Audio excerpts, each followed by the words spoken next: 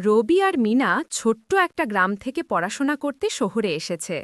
দুজনেই একই কলেজে, একই ক্লাসে, কিন্তু চরিত্র একদম আলাদা।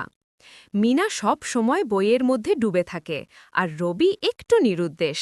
বন্ধুদের সঙ্গে আড্ডা, মোবাইল গেম, এই নিয়েই তার দিন যায়। একদিন রাতে কলেজের সামনে বসে মিনা দেখল রবি ফোনে গেম খেলছে। চুপচাপ গিয়ে বলল, রবি, তুই জানিস তোর মধ্যে অনেক সম্ভাবনা আছে, কিন্তু তুই নিজেকে বিশ্বাস করিস না। আমি বিশ্বাস করি তুই পারবি। রবি একটু হাসল, কিন্তু মিনার চোখের দৃঢ়তা তাকে নাড়িয়ে দিল। সেই রাতেই সে নিজের খাতা খুলল, আর শুরু হলো এক নতুন গল্প। এরপর থেকে তারা দুজন একসাথে পড়তে বসত। যখন রবি ক্লান্ত হয়ে যেত, মিনা বলতো, একটু পরেই তোর স্বপ্নের জায়গায় পৌঁছাবি। আর যখন মিনা হতাশ হয়ে যেত, রবি বলতো, আমরা একসাথে শুরু করেছি, একসাথেই শেষ করব।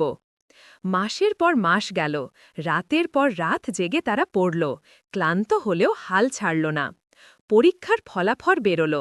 রবি প্রথম স্থান পেল, মিনা দ্বিতীয়। রবি আবেগে বলল, তুই না থাকলে আমি কখনো পারতাম না। মিনা মুচকি হেসে উত্তর দিল, আমরা দুজনেই জিতেছি, কারণ আমরা একসাথে স্বপ্ন দেখেছি। আরও এমন ভিডিও পেতে গেলে চ্যানেলটিকে সাবস্ক্রাইব করুন।